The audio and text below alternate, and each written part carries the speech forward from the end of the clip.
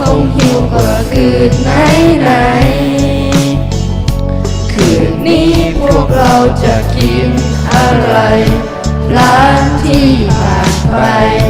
เมื่อกี้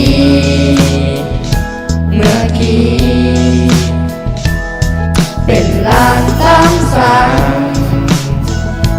ก็รู้เลยว่าจะกินอะไร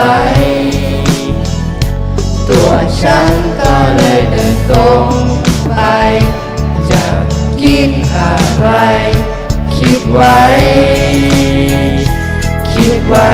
แค่อยากจะรู้ว่ากะเพราไก่ตรงนั้นมันกินได้ไหมข้าวผัดตรงนั้นมันใส่ผักชีหรือเปล่า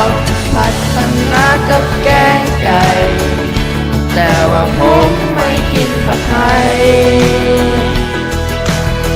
แต่ว่าก๋วยเตี๋ยวที่ร้านข้างๆนั้นมีลูกชิ้นไหม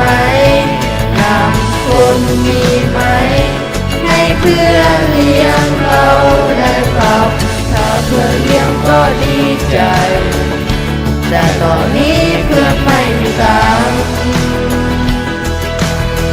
อดกินแกงเพราะไม่มีตังค์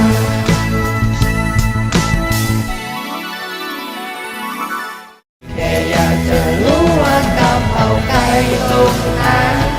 มันกินได้ไหม